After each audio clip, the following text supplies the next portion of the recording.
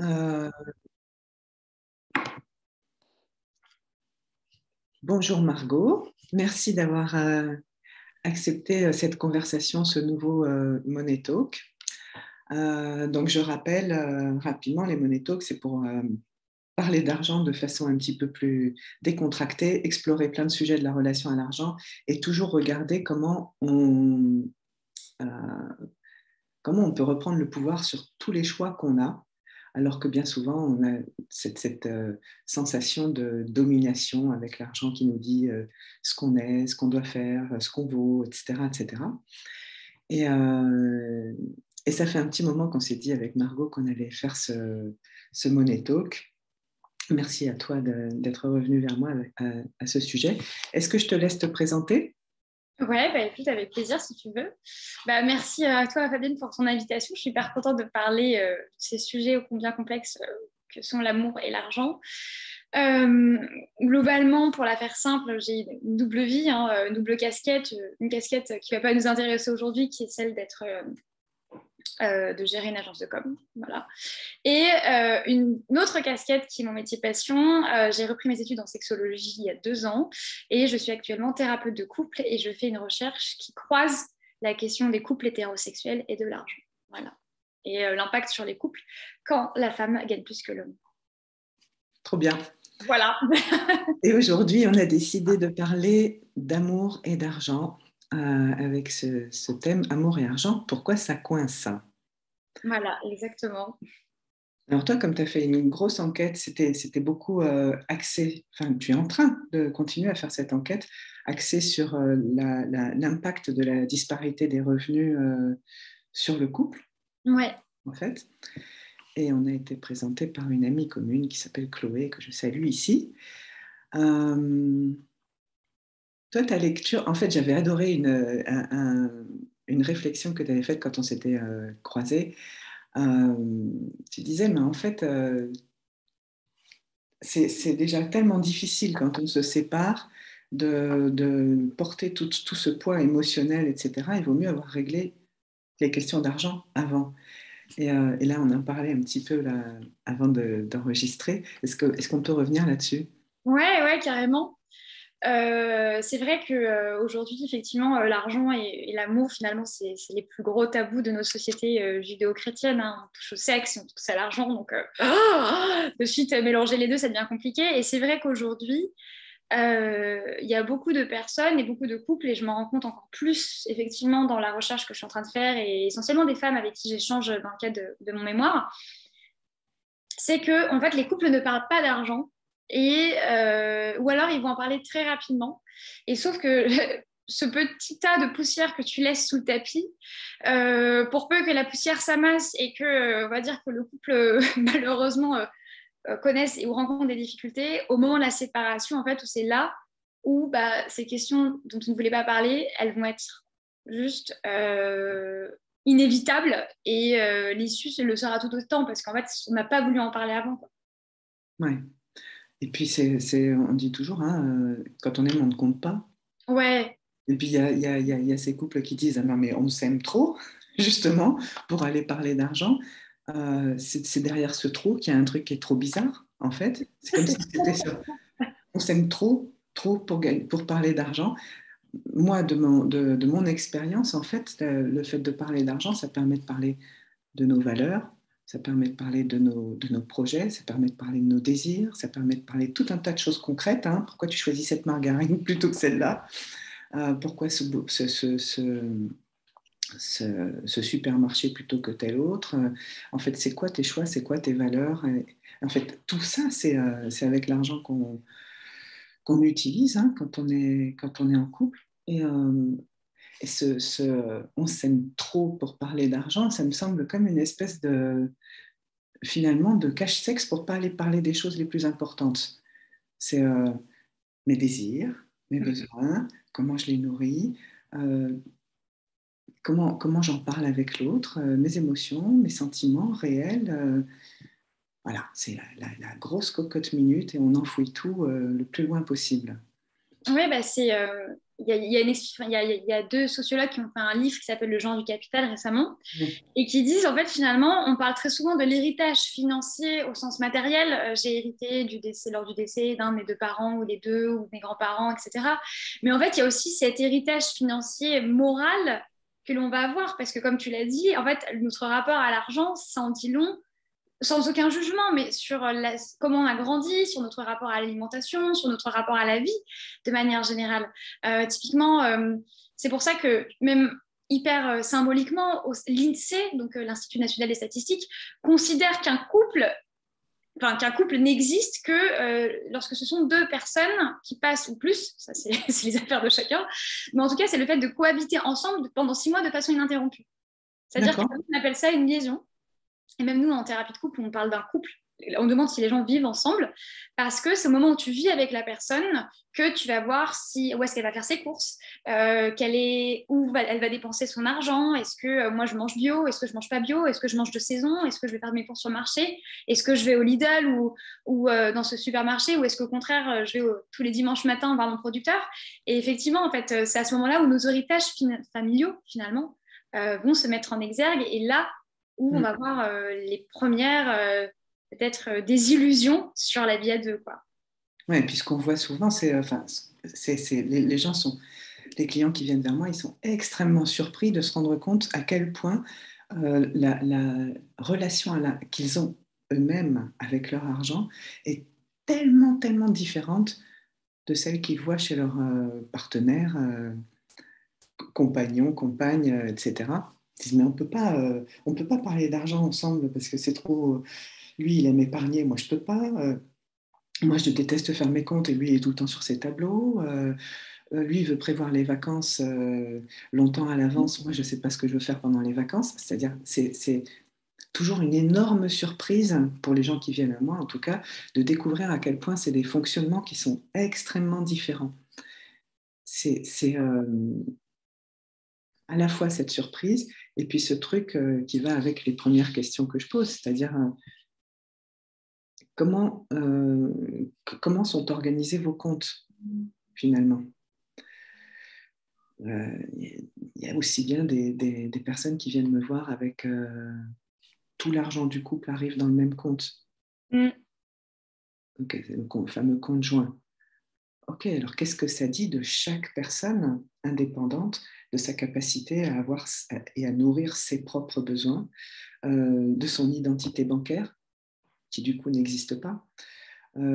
Et puis à contrario, quand chacun a son propre compte et qu'il n'y a pas de compte joint, et des enfants ensemble, une maison ensemble, etc., etc., le fait qu'il n'y ait pas de compte joint, qu'est-ce que ça dit des projets communs, de l'engagement commun, et tout ça, en fait, c'est de l'impensé, du non questionné, et qui arrive comme ça, comme une découverte finalement. Et moi, ce que je dis souvent, c'est que le regard, le focus sur comment sont organisés les comptes en dit long sur les problèmes qu'il peut y avoir à l'intérieur du couple finalement. Ah oui. Tu vois ça aussi. Ah oui, oui, bah en fait, en t'écoutant de parler de ces différents exemples et effectivement, quelle est l'organisation financière du ménage ou en tout cas du couple, enfin surtout du couple, j'avais plein de témoignages en tête alors qui n'ont aucune valeur statistique, mais qui quand même en disent long sur la relation. Comme tu sais, du coup, ma recherche, c'est sur les femmes qui gagnent plus que les hommes. Et je sais que j'ai beaucoup de femmes, moi j'appelle ça des stratégies d'évitement, mais qui, du coup, ont effectivement juste un conjoint avec leur mari ou leur partenaire, et c'est tout. Ce qui fait que, en fait, ça permet d'atténuer le fait qu'elles gagnent plus que leur homme, parce qu'en fait, c'est l'argent du couple. Et ensuite, effectivement, au-delà de la question de l'organisation financière, c'est la question du mariage et sous quel contrat. Ouais. Voilà, pour les couples qui sont... D'ailleurs, mariage ou pas, mais même s'il y a simplement un concubinage ou une cohabitation de fait, il pourrait y avoir un contrat explicite, même s'il n'est qu'oral, des pratiques avec l'argent qui soient un petit peu clarifiées. Et évidemment, dans le mariage, il y a ce contrat ou cette absence de contrat, enfin le contrat de base dont on ne parle pas. Tout ça, ça demande de regarder des choses un petit peu précisément. D'ailleurs, toi, tu sais peut-être si les notaires qui enregistrent les contrats ont un regard conseil là-dessus, réel ou pas? Alors, je pense que ça dépend des notaires. Moi, à titre personnel, et c'est quand je me suis mariée, je sais que le notaire, enfin, nous, on s'est mariés en séparation de biens, parce qu'on est tous les deux entrepreneurs, puis même, c'était notre choix.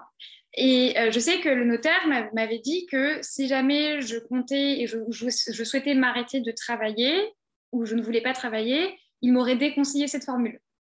Mais il n'a pas dit Bah, en fait, on était tous les deux avec mon mari et il m'a regardé en me disant bah, Madame, compte tenu de votre activité, effectivement, ça me semble être la meilleure des options. Toutefois, si jamais un jour vous envisagiez de vous arrêter de travailler, mais c'est vrai qu'il me l'a dit qu'à moi, il l'a pas dit à mon futur mari. Et je crois que d'ailleurs, mon futur mari lui a fait la blague en disant mais moi aussi, je peux m'arrêter de travailler aussi.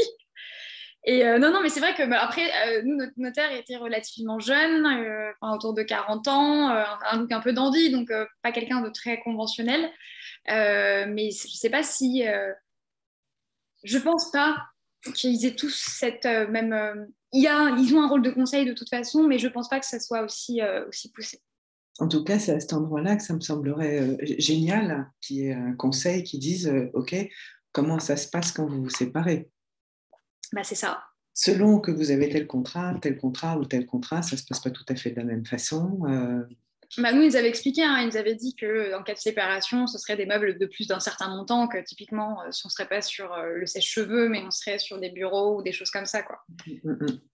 Bah, du coup, en fait, c'est une des questions que je pose assez rapidement hein, quand il y a des questions de couple et d'argent, d'amour et d'argent, c'est qu'est-ce qui se passe quand vous vous séparez? Alors, Qu'on soit marié ou pas. Et ça, c'est un bug extraordinaire. C'est vraiment la question de... Alors là, on rencontre de plein fouet le pourquoi ça coince. D'abord, il s'agit de la répartition du patrimoine. Ce qu'on voyait avec l'organisation des comptes, c'est vraiment la répartition des flux d'argent qui rentrent dans le couple, à qui il appartient et comment il est utilisé, etc. La question du patrimoine, c'est encore un autre sujet la plupart du temps.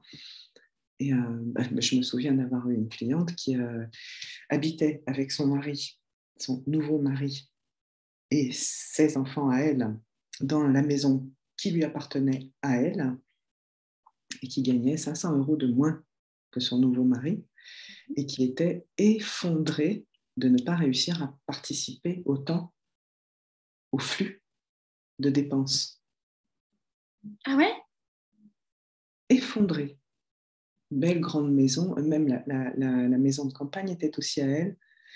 Elle me disait, mais en fait, est-ce que tu vois quand même que dans la question de la répartition du patrimoine, il y a aussi, il n'a pas à payer de loyer, enfin, vous n'avez pas à payer de loyer ensemble, ça fait partie des choses que tu apportes, et c'était totalement invisible pour elle à ce moment-là. Et donc, en fait, c'est toutes ces questions-là, d'aller regarder concrètement qu'est-ce qui... Non, ou plutôt de ne pas aller regarder concrètement le stock et le flux, et comment est utilisé le stock, valoriser le stock, et comment est utilisé le flux, qu'est-ce qui rentre et qu'est-ce qui sort, etc. Et quel choix on fait réellement, c'est aussi tout un... Comment dire, c'est une façon de se cacher plein de choses, en fait, à soi-même et à l'autre, sans même s'en rendre compte, sous prétexte de confiance. Ouais, et alors, tu vois, j'ai un peu, effectivement, basé sur ça, j'ai un peu cette espèce de dicton populaire qui est très drôle, c'est l'amour rend aveugle, le mariage rend la vue. Et je pense qu'on pourrait l'appliquer effectivement de manière générale avec l'argent, quoi. C'est ce que tu disais tout à l'heure, c'est de se dire non mais on s'aime et de toute façon ça peut ne pas nous arriver. Voilà, ça ne peut pas nous arriver. Comme Oui, si d'accord. l'amour naissant, même l'amour présent, protégé de toutes des événements de la vie, et ce qui n'est pas le cas en fait, parce que sur Paris, on a quand même un couple sur deux qui divorce, on a 48%, enfin, c'est quand même énorme. Et si en fait c'est juste un leurre de se dire que ne pas penser à ces... C'est comme si en fait le fait de ne pas penser à ces questions, ça allait faire en sorte que ça n'allait pas arriver. Tu vois, on en parlait un petit peu en introduction tout à l'heure, c'est un parallèle qu'on pourrait faire avec la mort, tu vois, de ne pas anticiper ses funérailles, voilà, comment on va être enterré, incinéré ou autre chose. Le fait de ne pas anticiper, c'est de se dire de toute façon ça n'arrivera pas. Mm, mm, mm. Et en fait si, parce que quoi qu'il arrive, on est mortel et il y a un couple sur deux qui se sépare, donc c'est statistique. Ouais, ouais. C'est comme si c'était pour conjurer le mauvais sort, en fait. Oui, voilà, c'est ça. C'est de se dire, bah, si on n'en parle pas, ça ne va pas arriver. Voilà. On touche du bois, on fait brûler de l'encens, on fait tout ce qu'on veut. Et pas du tout, parce que de même, voilà, je ne vois pas, je ne sais pas, j'en vois pas. Pour continuer dans cette allégorie, cette comparaison par rapport à la mort, c'est lorsqu'il y a un enterrement ou un décès, tu as juste envie de gérer ton deuil et de gérer ton chagrin et gérer la perte de la personne. Tu n'as pas envie de gérer des considérations logistiques, matérielles. Enfin, tu n'as juste pas envie de ça, en fait. Ouais, c'est déjà trop lourd. Et quand on se sépare, pareil. Si la question de l'argent est relativement claire, ça permet au moins de ne pas se taper dessus à coup d'ordonnances d'huissier, etc., sur des questions d'argent, et de rester concentré sur le fait que c'est un vrai process émotionnel, Bah oui. une séparation. Bah, c'est le process émotionnel du deuil, d'ailleurs, en plus. Oui, c'est le même process émotionnel. Il y a quelque chose de l'ordre de la confusion aussi, parce que amour et argent, on se dit, bon voilà, c'est deux, comme si c'était un petit peu équivalent, comme si on pouvait mettre ça sur le même niveau. Mais en fait, l'amour, c'est vraiment quelque chose c'est une énergie, c'est un sentiment, c'est émotionnel, c'est relationnel, c'est impalpable, c'est quelque chose qui se passe et qu'on entretient et qu'on nourrit, etc. L'argent, c'est quelque chose d'extrêmement concret, c'est quantitatif, on s'en sert dans la vie de tous les jours, c'est matériel, ça se compte, ça se dénombre, Mm. on continue. On est vraiment dans des choses qui sont totalement différentes et il y a cette espèce de confusion de dire ah ben s'il y a l'un, il n'y a pas l'autre. Si on parle d'argent, c'est qu'on n'est plus en train de parler d'amour, c'est qu'on ne peut plus se faire confiance. Et ça n'a tellement rien à voir que c'est... mais oui, ça en est presque risible par moment. Tu te dis, mais ok, on s'aime trop, ouais. Non, mais c'est ça. Pour aller compter, oui, oui.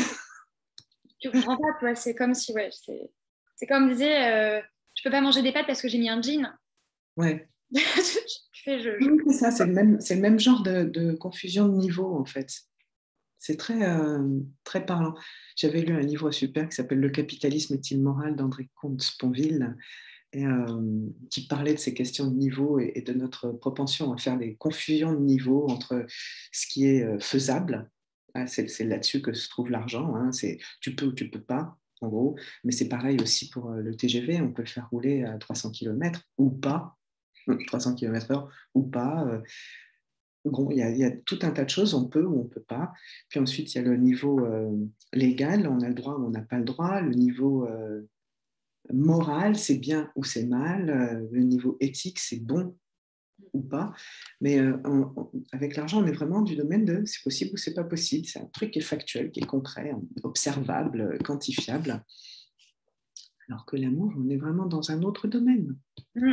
Cette confusion-là, comme si le fait de parler d'argent, ça veut dire qu'on ne s'aime pas, le fait de parler d'amour, ça induit qu'on ne va pas regarder l'argent, c'est quelque chose d'extrêmement dommageable. La plupart du temps, dans le process d'accompagnement sur la relation à l'argent, ce que j'observe, c'est que ça dénoue tout un tas de conflits finalement qui n'étaient pas vus avant.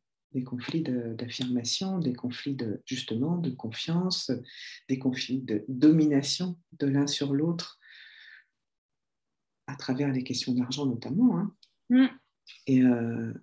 Et c'est le contraire qui se passe. C'est-à-dire que savoir parler d'argent, c'est aussi reprendre la capacité enfin dans le couple en tout cas, et même dans les familles d'ailleurs, c'est aussi reprendre la capacité à affirmer ses besoins, à les nourrir, à en discuter avec l'autre, bref, à entrer dans un tout autre type de conversation, beaucoup plus...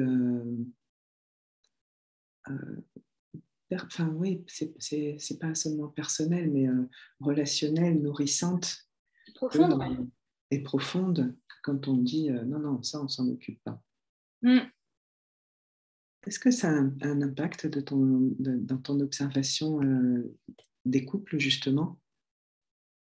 sûr. Bah oui, oui, enfin forcément, parce qu'effectivement, en plus derrière la question de l'argent, enfin, et ça renvoie aussi à notre rapport en fait entre le pouvoir comme une fin ou comme un moyen, parce qu'il y a beaucoup d'hommes en fait qui vont le voir comme une fin d'expression de la masculinité et surtout de la virilité. Mm. Ça veut, enfin, tu vois, pouvoir et argent, c'est des mots qui vont avec la virilité. Tandis que nous, les femmes, on a été éduquées pour voir ça comme un moyen. Et en fait, je pense qu'il faut aussi remettre le curseur au bon endroit. Et pour les couples dont tu mentionnes, effectivement, voir ça comme une façon de faire des projets à deux, de concrétiser des choses et d'anticiper. Il y a quelqu'un qui me disait sur LinkedIn, oui, mais vous savez, le fait d'être en contrat de mariage, c'est comme si on était deux cofondateurs qui géraient une entreprise et puis on va toujours vouloir tirer dans les pattes de l'autre pour dire ça c'est à moi, ça c'est à toi, etc. Et en fait, j'ai répondu à cette personne, je leur dis mais si vous dites ça, c'est que vous avez absolument rien compris à l'amour en fait. Tu vois, en thérapie de couple, on dit que l'amour c'est facile, c'est l'acronyme de PAX. C'est Mm. partage, admiration, communication et sexualité. Ouais. Euh, si communication ou confiance, mais tu vois, je veux dire, s'il n'y a pas de confiance, il ne peut pas y avoir d'amour. Donc, pour le mariage, quoi qu'il arrive, que ce soit en contrat ou en communauté réduite aux acquis, ça pètera quoi qu'il arrive. Ouais, ouais. Et effectivement, le fait de voir se dire, bah, le contrat de mariage, c'est juste une façon de se protéger au cas où, mais ça ne veut pas dire que, comme tu dis, on n'est pas sur les mêmes énergies. Et au contraire, je pense qu'aussi c'est bien pour les couples déjà d'être OK par rapport à leur situation, parce que chaque contrat a un avantage, mais de réfléchir projet, en fait, projet de vie. Mm, mm. Et puis de définir un espace commun. Bah, c'est ça. Parce qu'il y a une personne, une autre personne, et le couple, c'est quelque chose qui est comme un territoire commun entre les deux. On dit 1 plus 1, ça fait 3. Ouais. Il Que y a ce moi, soit, qui je suis, et mon couple. ouais, que ce soit l'argent gagné en commun ou la part qu'on met en commun de l'argent que chacun gagne séparément, que ce soit le patrimoine qui est commun. En fait, il y a un territoire commun et on ne peut pas se contenter de... À partir du moment où il y a ces rapports de pouvoir, finalement, il y a... euh, enfin, à partir du moment où on n'en parle pas, ces rapports de pouvoir, ils s'expriment malgré nous. Ils s'expriment inconsciemment malgré nous. Tu dis, l'argent et le pouvoir, ça va un petit peu ensemble. On est dans une société capitaliste, il ne faut pas oublier, qui donne précisément à ceux qui ont plus d'argent davantage de pouvoir, Ah bon. ce qui est symbolisé par l'homme hétérosexuel, blanc, occidental, quand même. Quadra. Et effectivement, comme cette société est aussi très, très portée par des valeurs masculines, ce qui est valorisé, c'est le fait d'avoir de l'argent. C'est le fait d'avoir du pouvoir et d'avoir de l'argent. Et c'est l'argent qu'on a ou qu'on génère qui euh, mesure notre capacité à dominer les autres, C'est vrai. finalement.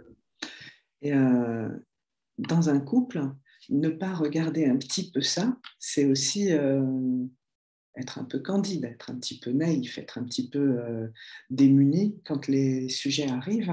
Et on se dit, enfin, ça m'est arrivé aussi, hein, peut-être même que c'était cette même femme qui ne euh, n'osait pas s'exprimer, exprimer ses besoins, etc., etc., parce que, enfin en tout cas, elle a découvert ça en séance, parce que justement, elle avait l'impression que son mari ramenait plus d'argent pour le quotidien dans leur, enfin, voilà, dans leur budget mensuel.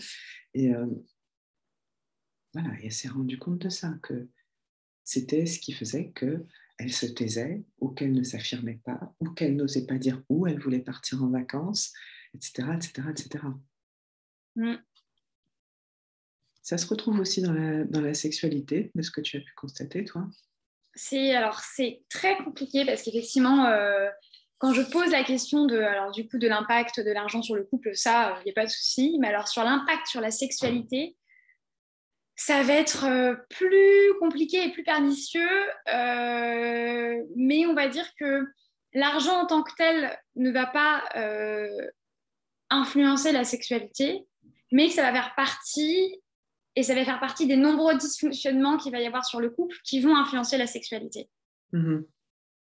une frustration de ne pas être entendue, de ne pas être écoutée, de ne pas être prise au sérieux, d'être dénigrée dans sa façon d'être, dans qui on est. En fait, une atteinte à l'estime de soi, plus effectivement, si on rajoute les questions d'argent, voilà, ça va faire partie d'un d'un package. Alors, sur les 40 femmes avec lesquelles je me suis, enfin 40 personnes, parce que j'ai eu des couples aussi, sur lesquelles je me suis entretenue, il y a peut-être une ou deux personnes où vraiment l'argent, c'était le lien direct, mais c'était un couple de toute façon qui, enfin, il y avait trop des, enfin voilà, c'était sûr que ça devait se terminer.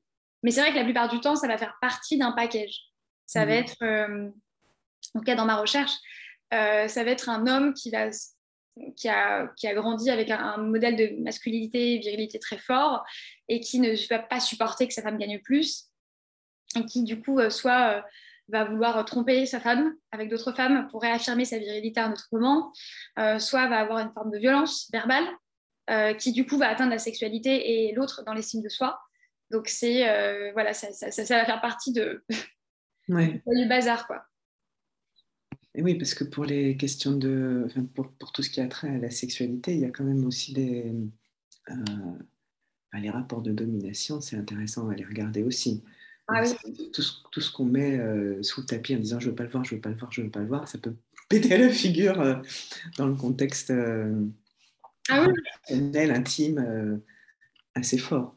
Bah, ce qui est très drôle, c'est que moi, en thérapie de couple, donc c'est des personnes qui viennent nous voir, moi et mon co-thérapeute, pour des difficultés, en fait. Hein. Alors, pour info, je sais qu'on pense très souvent que la thérapie de couple, elle est là pour réparer les couples. C'est faux. La thérapie de couple, elle est là pour mettre fin aux souffrances.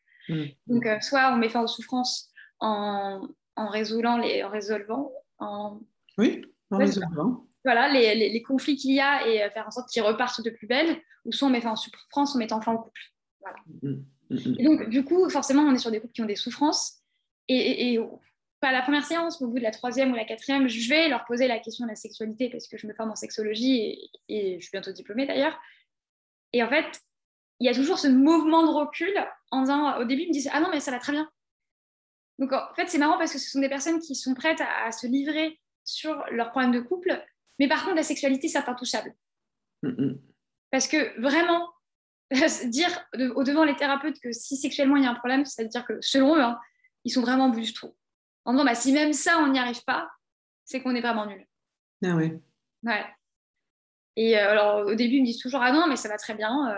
Bon, je me dis, alors, comment faire l'amour lorsqu'on se déteste? Ça, c'est une question. Mais bon, s'ils me disent que ça va très bien, ça va très bien. Et puis, la séance d'après, je sais pas, je repose la question différemment et je leur dis, et du coup, au niveau du désir, de la libido, ils me disent, ah, bah, c'est vrai que ce moment, c'est un peu compliqué. Voilà.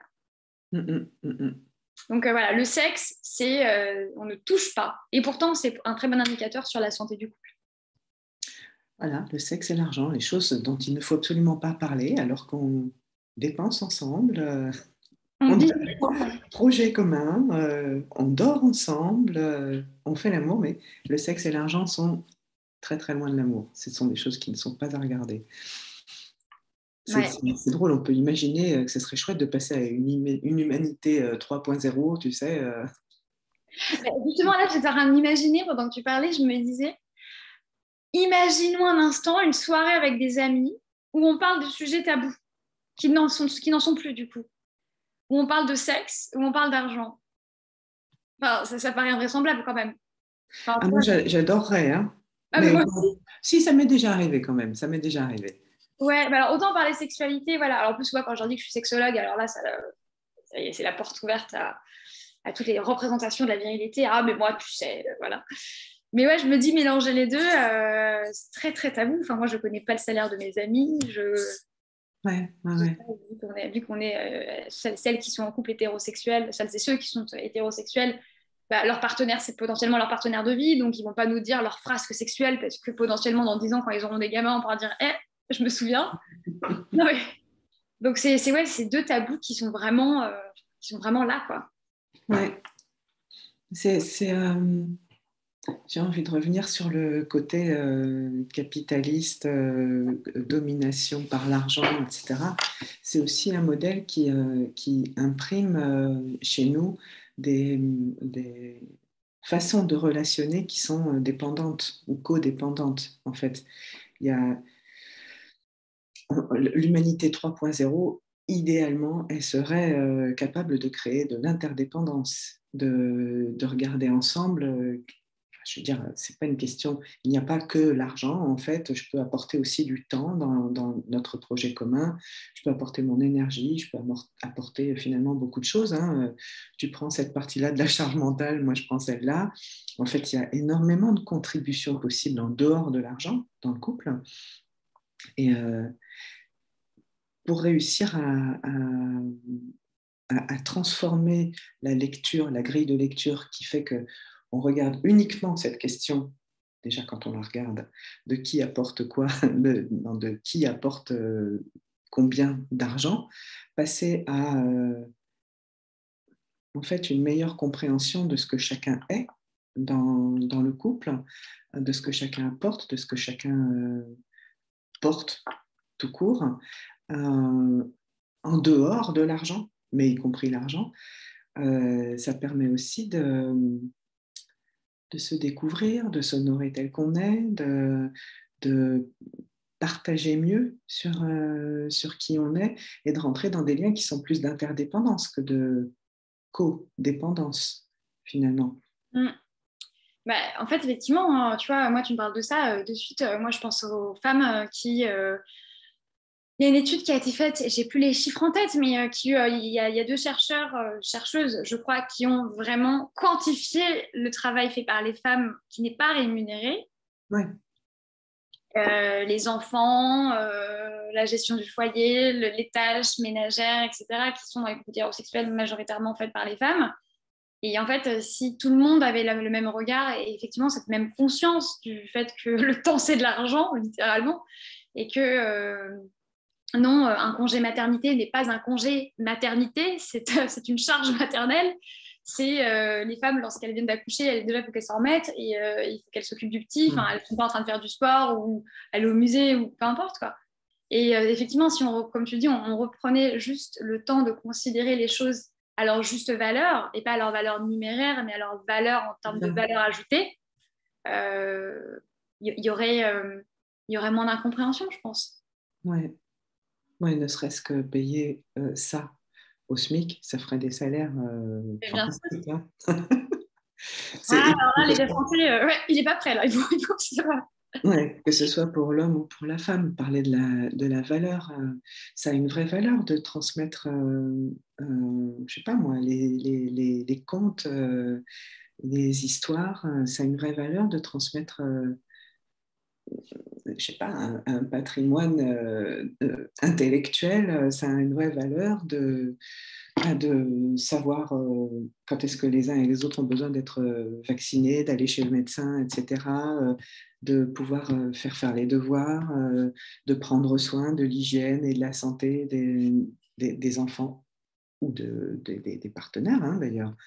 Enfin, tout ça, tu dis le temps, c'est de l'argent, mais il y a aussi une autre, ça serait bien, effectivement, qu'on considère. Mais il n'y a pas que le temps, il y a aussi l'énergie qu'on peut mettre à penser les choses, à les organiser. Là, ces histoires de charge mentale, c'est pas rien. Hein. C'est pas seulement du temps, en fait, c'est de l'occupation Ouais. de place dans le cerveau, en fait. Hein. Et tu as parlé de la valeur, mais c'est ça, en fait. On est très encouragé à aller regarder des questions de prix et de quantification numéraire. Mais en réalité, si même on faisait seulement l'exercice de transformer toutes ces choses énoncées là en argent, on arriverait à des sommes de richesse phénoménales. Ah là là, oui. C'est du patrimoine immatériel, là, pour le coup.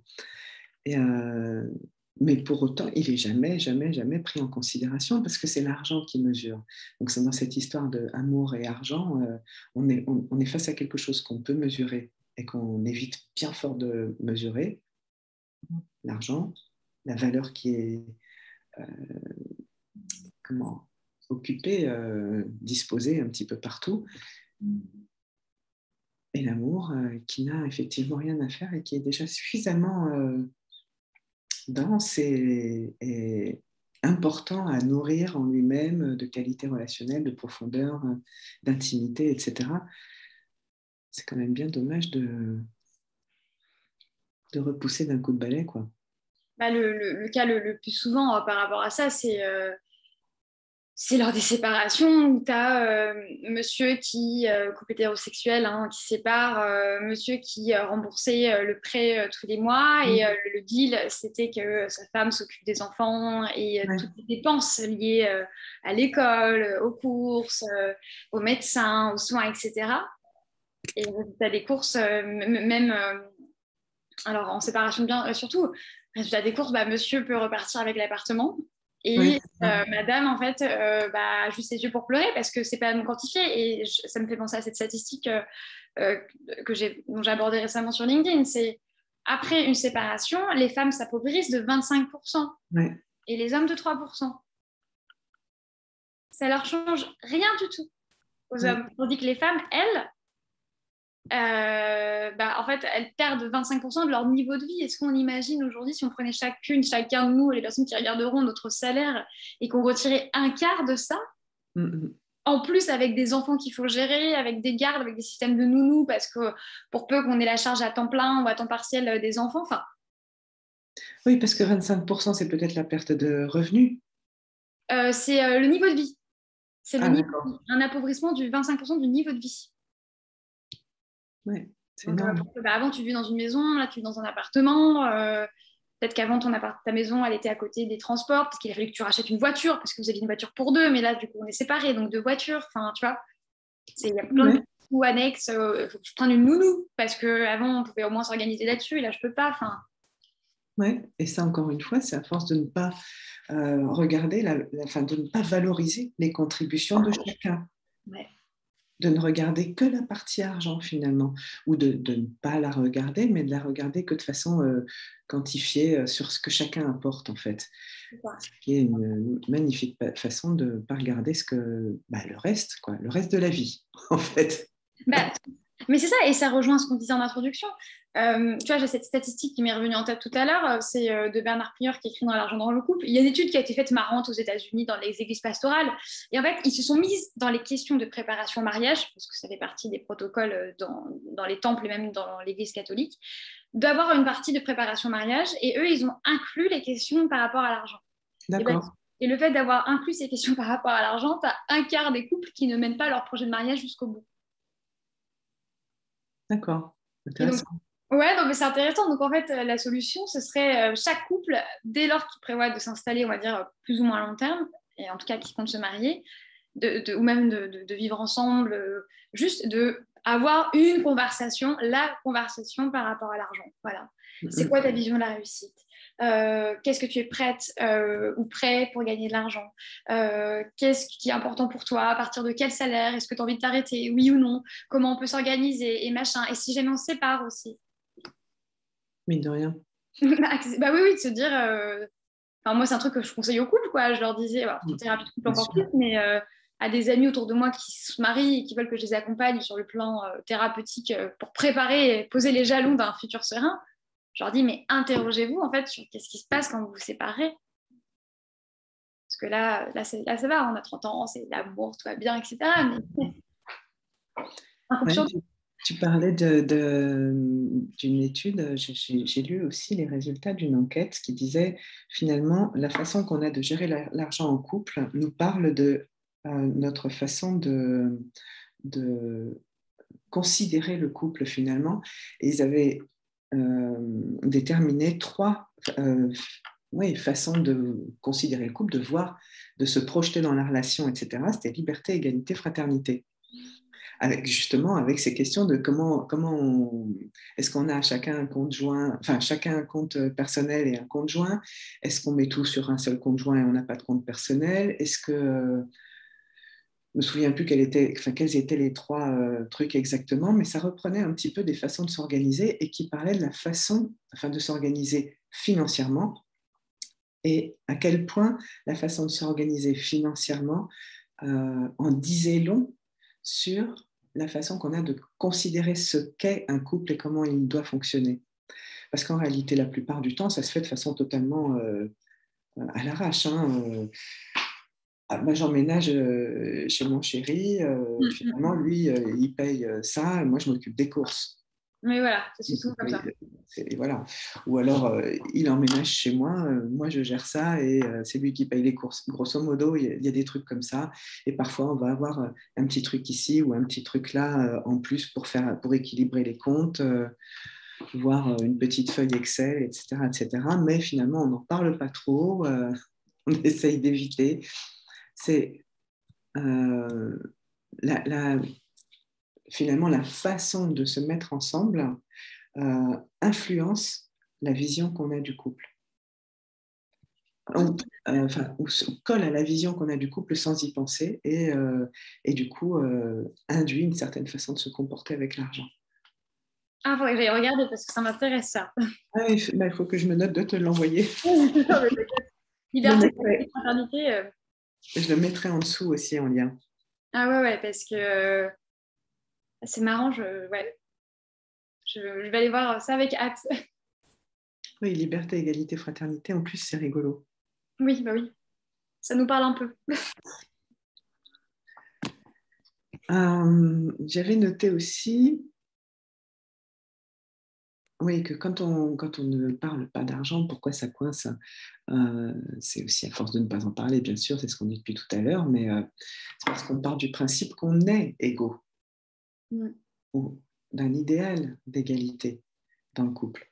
Alors que par définition, on a tous des relations à l'argent qui sont extrêmement, extrêmement différentes, même s'il y a un fond collectif qui est assez commun. On a des histoires avec l'argent qui sont compliquées, moins compliquées, conscientes, inconscientes, etc. Et, euh, et donc, on se fait confiance en s'adaptant chacun à des stratégies non expliquées, relativement invisibles, chacun nos stratégies, et on s'adapte. Et à force de ne pas en parler, finalement, c'est ça ce qui finit par ressortir, c'est notre incroyable différence dans notre façon de relationner avec l'argent. Voilà, tu sais, moi j'aime très souvent rappeler aux couples que je reçois que 80% des homicides ont lieu dans une même famille.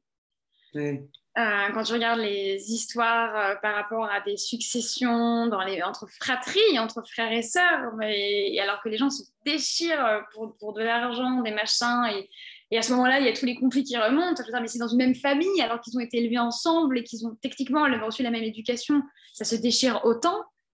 Comment les personnes s'attendent-elles alors que lorsqu'elles sont en couple, ça se passe différemment? Encore une fois, enfin, c'est juste pas ouais. possible. Oui, on en revient à ce que tu disais tout à Ouais. l'heure. Tout ça, on ne prépare pas un héritage, on ne prépare pas une séparation, on ne parle pas d'argent, et parce qu'en fait, on donne une signification à l'argent qui est très, très inconsciente, hein. Toute une signification, on lui donne des pouvoirs, finalement. Le pouvoir de nous séparer, hein. C'est ce qui se dit souvent quand il y a un héritage, c'est la gabegie. C'est comme si c'était marqué. Donc, il y a un gros, gros biais de confirmation à cet endroit-là. Voilà, quand il y a héritage ou quand il y a séparation, c'est la baston. Donc voilà, donc, au sein des familles, déjà entre frères et sœurs, alors c'est pire. Ouais. Et du coup, c'est un petit peu cette idée que l'argent est bien pratique. Moi, je le retrouve dans d'autres endroits, typiquement les, les excuses, on reporte sur l'argent des excuses parce que c'est facile à cet endroit-là. Dire, je peux absolument pas me reconvertir, par exemple, parce que là, aujourd'hui, j'ai un CDI qui est bien sécurisé. Et si jamais je me reconvertis, est-ce que ça va marcher? Ce serait complètement irresponsable. Je ne vais pas pouvoir abonder dans le budget familial, et puis on va tous se retrouver à la rue. Donc ça, c'est l'excuse qui est facile à dire parce que tout le monde est OK, que c'est parfaitement inconscient de risquer de sortir d'un CDI. Alors qu'en réalité, quand on enlève cette question de l'argent, quand tout à coup on enlève ce cache-sexe-là et qu'on regarde, il peut y avoir des choses qui sont plus vraies et plus profondes dessous. C'est-à-dire, est-ce que je me fais suffisamment confiance? Est-ce que, j'y crois à mon projet de me reconvertir, de nouvelles entreprises, etc. Est-ce que, puis toutes les questions de légitimité, de loyauté, si, je ne sais pas, je n'ai pas été élevée dans une famille d'entrepreneurs et qu'on m'a toujours dit que c'était dangereux.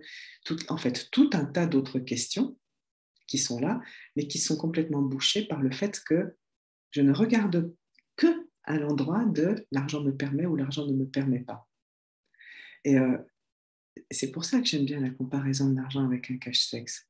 C'est parce que dès qu'on enlève ça, en fait, il y a quelque chose de plus profond à aller regarder. Quand on sort de l'excuse de l'argent, c'est-à-dire on se charcle en famille parce qu'il y a un héritage et qu'on va se partager de l'argent et qu'il y en a qui sont plus avides que d'autres, qu'il y en a qui ont plus peur de manquer que d'autres.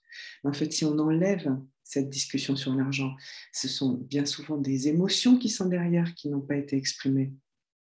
Ce sont bien souvent je ne sais pas, ça va être typiquement, tu as, oui, toi, tu es la chouchoute, oui, non, mais toi, on t'a déjà permis de faire tes études, ah bah oui, mais toi, c'est normal, tu étais nulle. Enfin, en fait, il y a des tas d'autres choses qui sont derrière ça. Mais le fait de parler de l'argent, de regarder que à cet endroit-là, du coup, parce que c'est ça ce qui est admis par tout le monde, eh ben, ça permet de ne pas aller dire les choses qui sont profondes, qui sont à l'intérieur. Et dire dans un couple, ouais, mais bon, de toute façon, c'est lui qui gagne le plus d'argent, alors voilà, ou alors celui qui gagne le plus d'argent dire oui, mais c'est lui, c'est elle qui dépense tout. En fait, c'est comme rester à la surface des choses et garder la rancœur à un endroit euh, visible qui peut être admis en réalité. Et ça évite d'aller chercher ce qu'il y a en dessous. Donc, on veut bien en parler en chiffres, en quantitatif, en réaction, faire payer à l'autre à un niveau d'argent, parce que ça évite d'aller être un petit peu plus à un endroit de vulnérabilité, un petit peu plus à un niveau émotionnel, un petit peu plus à un niveau d'exploration de l'intimité, du nous, du territoire commun. L'argent, ça permet de rester chacun dans son château fort et de s'envoyer des boulets de canon. Parce que là, on est sur du concret, du vérifiable. Dès qu'on parle de l'amour, on est beaucoup plus dans des émotions et on n'a pas tellement appris à gérer nos émotions, on n'a pas tellement appris à les exprimer, à parler de nos désirs ou de nos besoins. Mm. Non, mais je suis absolument subjuguée, effectivement, et bluffée non, mais par ce que tu dis, parce que c'est tellement vrai. C'est facile de se planquer derrière cette excuse de l'argent pour éviter d'aller gratter les choses profondes. Ouais. Tout comme en sexologie, c'est facile de se dire je ne vante pas, j'ai pas de désir, je mouille pas, enfin voilà, des phrases qu'on entend très souvent en cabinet. Alors qu'en fait, c'est des choses qui sont beaucoup plus profondes, mais des fois, ça nous arrange un peu finalement de ne pas aller trop en profondeur parce que ça va réveiller des blessures, etc. Oui, c'est ça. Il vaut mieux prendre un petit peu de Viagra et pas s'occuper de pourquoi je ne bande pas.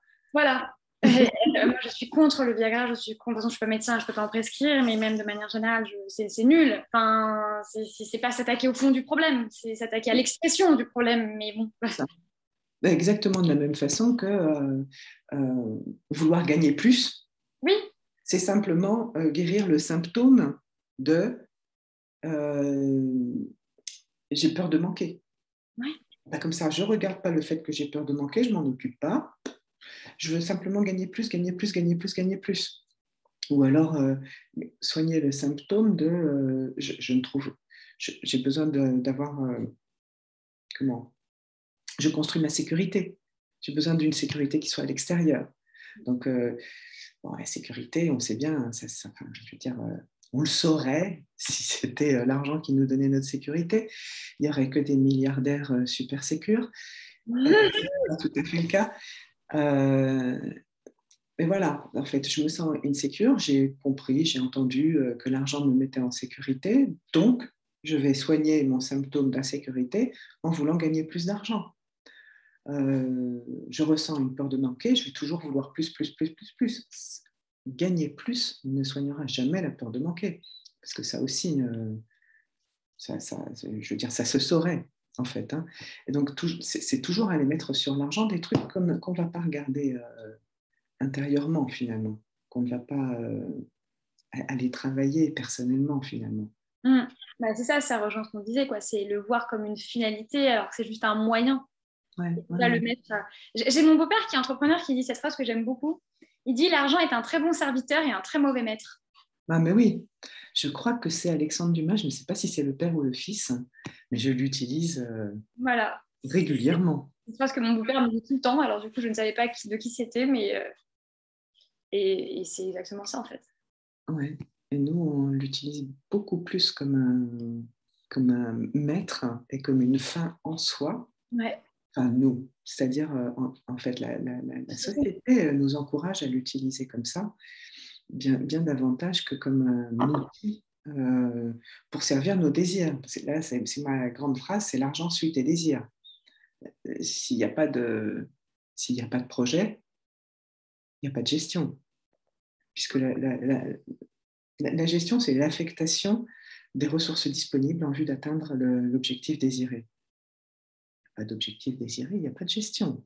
Euh, Tant qu'on prend la gestion comme une fin en soi, on est en train de s'occuper d'un outil qui n'a aucune saveur, qui peut rien faire, finalement, en soi, tout seul. On confond bien souvent les deux. Eh bien, écoute, on arrive presque à la fin. Est-ce que toi, tu as un mot de la fin?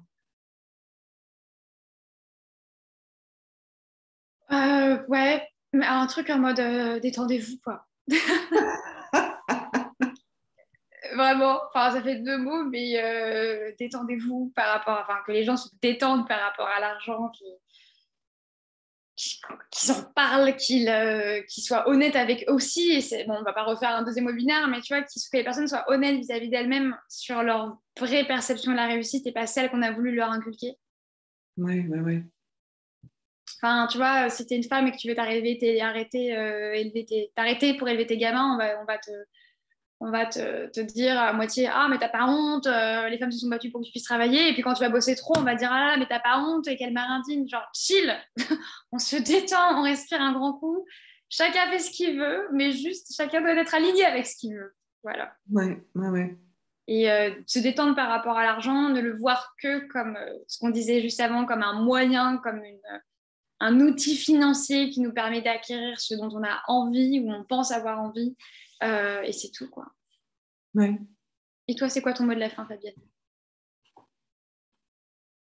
Moi, c'est communiquer et ne pas hésiter à toujours redéfinir les espaces communs. Redéfinir qu'est-ce que c'est, un projet commun.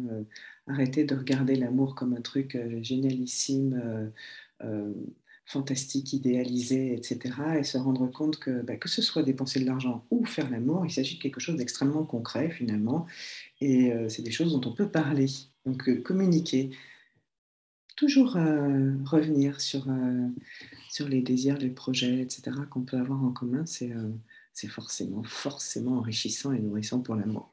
Mm. C'est beau. Merci beaucoup. Merci à toi. Et puis, vous trouverez en dessous, pour ceux qui regardent, dans la description, les liens pour trouver Margot. Et puis, ce dont on a parlé, là, cette enquête liberté, égalité, fraternité, les visions du couple. Les références, nickel. À bientôt, Margot. Merci beaucoup. Merci Fabienne, merci à toi. Au revoir.